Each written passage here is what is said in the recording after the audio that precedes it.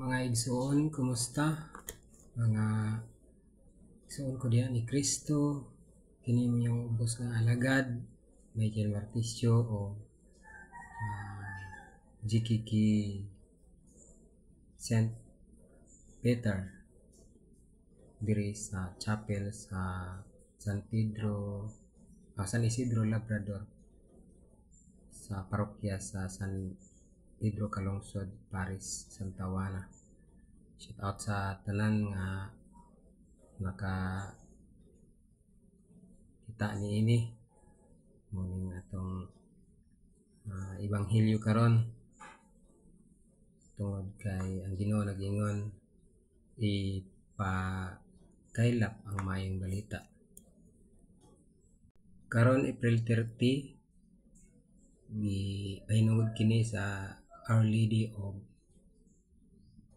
Mother of Africa, April 30, 2025. So, ang unang pagbasa gikuha kini sa unang sulat sa mga buhat, Act 1 verse 1 kapitulo 12 hangtod sa 14. So, English ni siya kay para makakuan ang tagalain nasod. After Jesus was taken up into heaven, the apostles returned to Jerusalem from the mount called Olivet, which is near Jerusalem. A Sabbath day's journey away, and when they had entered, they went up to the upper room where they were staying. Peter and John and James and Andrew, Philip and Thomas, Bartholomew and Matthew, James the son of Alphaeus, and Simon the Zealot, and Judas the son of James. All this with one accord devoted themselves to prayer. With one accord devoted themselves up together with the woman and Mary, and mother of Jesus, and with his brethren. The word the Lord. Responsorial Psalm that is being read in Luke 1. He who is mighty has done great things for me, and holy is his name. My soul magnifies the Lord, and my spirit rejoices in God my Savior. He who is mighty has done great things for me, and holy is his name. For he has regarded the low state of his handmaiden. Behold, henceforth all generations will call me blessed. For he who is mighty has done great things for me, and holy is his name. He who is mighty has done great things for me, and holy is his name. And his mercy is on those who fear him from generation to generation. He has shown strength with his arm. He has altered the proud in the imagination of their hearts. He who is mighty has done great things for me, and holy is his name. He has put the mighty from their thrones, and exalted those of low degree. He has filled the hungry with good things, and the rich he has sent empty away. He who is mighty has done good things for me, and holy is his name. He has helped his servant Israel in remembrance of his mercy, as he spoke to our father, to Abraham, and to his prosperity forever. He who is mighty, is done great things for me, and holy is his name. The Gospel Acclamation. Alleluia. Blessed are you, Holy Virgin Mary, deserving all praise. You are the Mother of Christ. You are the Mother of the Church. Alleluia. So siya ang inahan sa simbahan. So the Gospel of the Lord is from John. Glory be to Father. At that time, there was a marriage at Cana in Galilee, and the mother of Jesus was there. Jesus also was invited to the marriage. With his disciple, when the wine failed, the mother of Jesus said to him, "They have no wine." And Jesus said to her, "Oh woman, what have you to do with me? My hour has not yet come." His mother said to the servant, "Do whatever he tells you." Now 6 stone jars were standing there for the Jewish rite of purification, each holding 20 or 30 gallons. Jesus said to them, "Fill the jars with water," and be filled with them up to the brim. He said to them, "Now draw some out and take it to the steward of the feast." So they took it. When the steward of the feast tasted the water now become wine, and did not know where it come from, through the servant who had drawn to the water knew.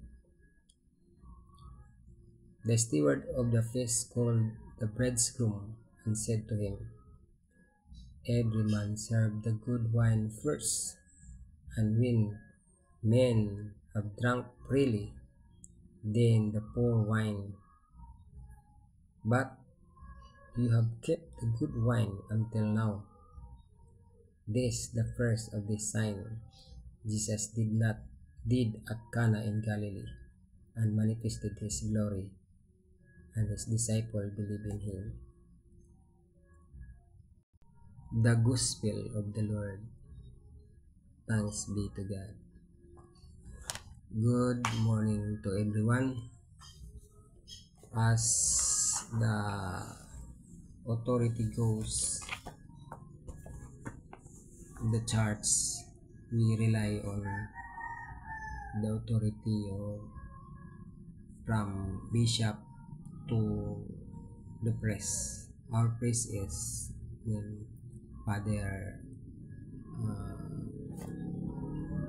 Reverend Father Glenn L. Acosta from San Pedro Calungsod Paris. Rely on what interpreted of the gospel from bishop, then from bishop to the cardinals, from cardinals to the pope. So what is their interpretation about the gospel, the first reading, and the psalm? Do you know what this interpretation means in the scripture? So when you interpreted the Holy Scripture, you have in a Holy Spirit that is being read in John 14 verse 28. He said, sa Bisaya pa, ang Espiritu Santo nga ipadala sa Amahan sa akong ngalan, magtudlo o magpahinumdum kaninyo sa tanan nga akong isulti kaninyo. That is being read in the CCC 109 in Sacred Scripture. God speak to man in human way. To interpret the scripture correctly, the reader must be attentive to what the human authors truly wanted to affirm and to what God wanted to reveal to us by their words. That is in CCC number 75. In 110, in order to discover the sacred author's intention, and reader must take into account the condition of their time and culture. The literary genre in use at that time, the modes of feelings, speaking and narrating them current. For the fact is that the truth is differently presented and expressed in the various types of historical writing, in prophetical and critical texts, and in other forms of literary expression. That is in Act 15 verse 27 said, sa Bisaya, among ipadala kaninyo si Judas o si Silas, na mosaysay sa butang nga among isulat kaninyo. So doon na gyoy ipadala. Dili gid ta pwede nga magbuot-buot ug interpret sa text in the Bible. So, sacred scripture must be read and interpreted in the light of the same Spirit. Mao gitong Espiritu hagikan sa mga apostoles napasa hantod sa mga kaparian. Wala gid mabutang sa pastor. Kung pastor dili pare, dili na siya, wala na siya sa Espiritu Santo. Tungod kay ang Ginoo pare unya pastor kagid nasa Hebreo 3:1. CCC 111 said, but since sacred scripture is inspired, there is another and no less important principle of correct interpretation, without which scripture would remain in dead letter. Sacred scripture must be read and interpreted in the light of the same Spirit by whom it was written. This is 77. The Second Vatican Council indicates 3 criteria for interpreting scripture in accordance with the Spirit who inspired. 1. 112 said, be especially attentive to the content and unity of the whole scripture, different as the book which was composed of it may be. Scripture is the unity by reason and of the unity of God's plan, to which Christ Jesus is the center and heart, open sense, his Passover. The praises, heart of Christ, to the content and unity of the Holy Scripture. The heart of Christ can refer to the sacred scripture, which makes known his heart close before the passion. As the scripture was obscure, but the scripture has been open since the passion, since those who from then on have understood it, consider and discern in what way the prophecies must be interpreted. So, it is read the scripture within the living tradition. So, nagin ay buhi na tradisyon. Uban sila kay di man sila mutuong tradisyon.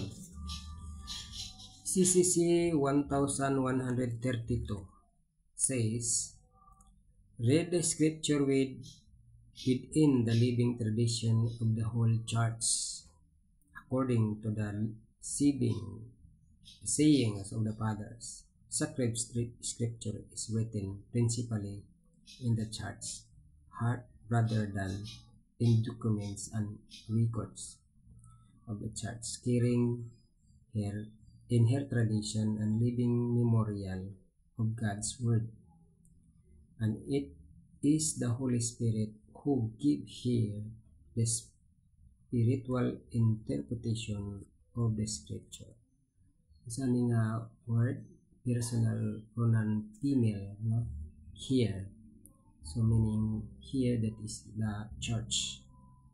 According to the spiritual meaning which the Spirit grant to the church. So the church is the wives of Jesus Christ, because Jesus Christ is the husband. CCC 1143 said, "Be attentive to the analogy of faith. Analogy of faith, we mean the coherence of the truth of faith among themselves and within the whole plan of revelation. According to the letter speaks of deeds, allegory of faith, the moral how to act, analogy of our destiny." 1987. Act 15 verse 27 said, "Among ipadala kaniyo si Judas o si Silas na musaysay sa mga butang nga among gisulat kanimo." Brother and sister, is the written by the church, the interpreted the whole readings from first reading to Psalm and to the Gospel. He is the reflection.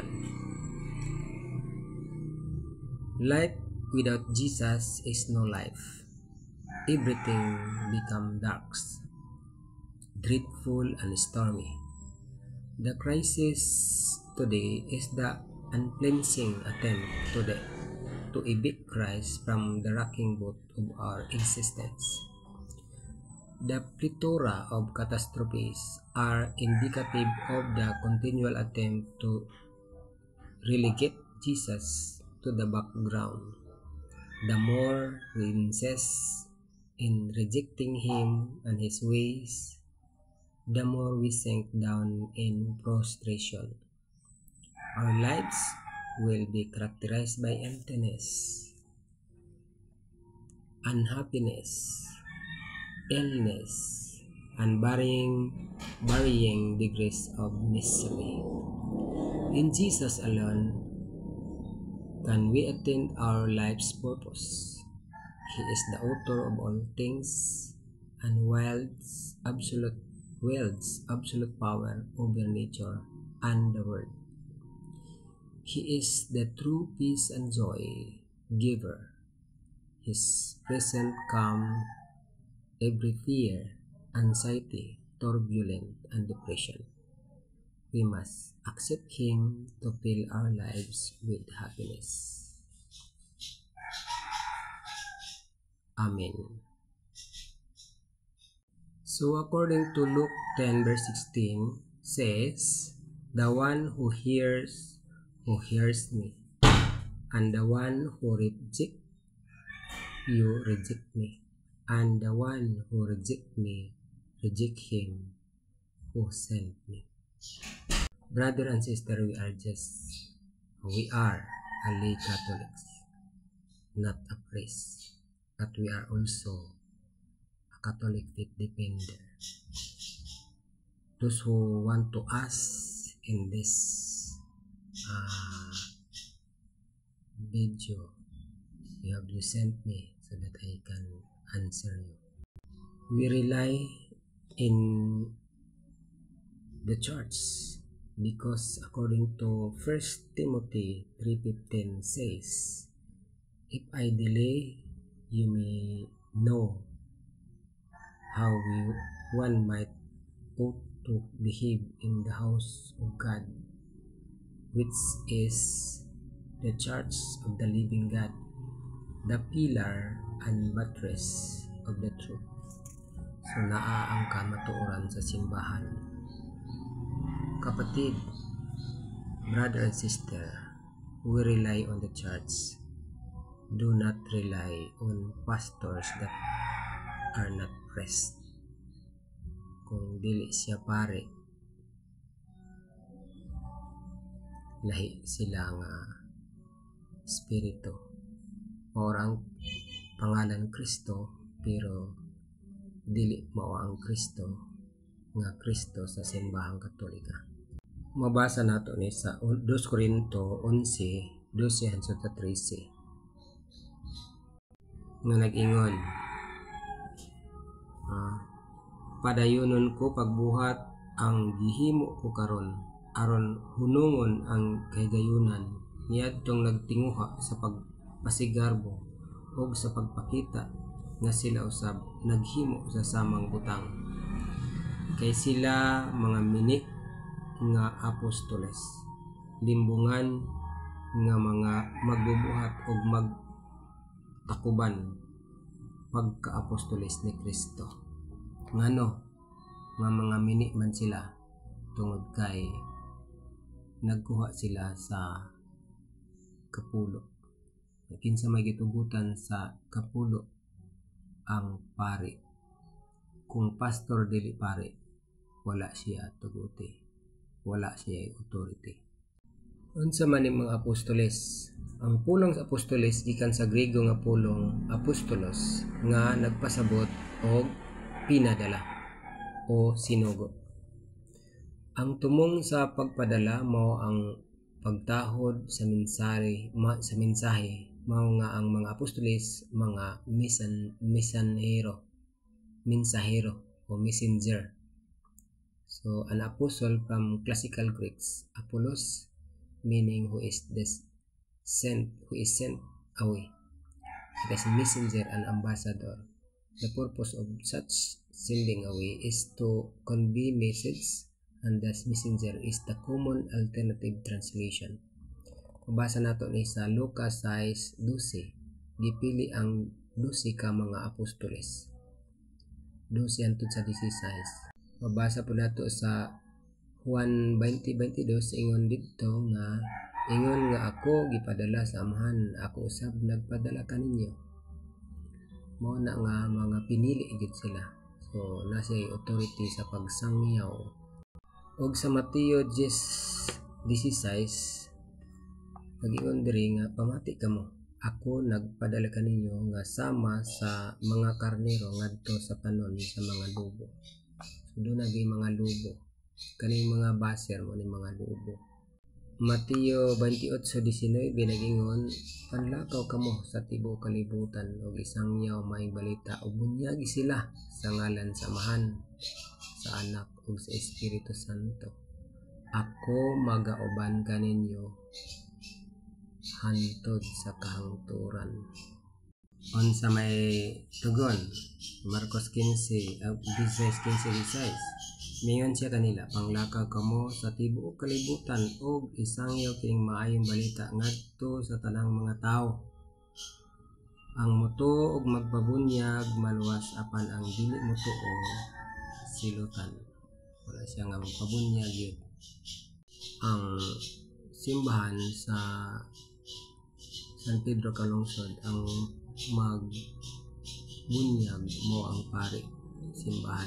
Ang among pari mo si Father Glenn Acosta mo ay magbunyag. Walay authority ang mga lay apostol, lay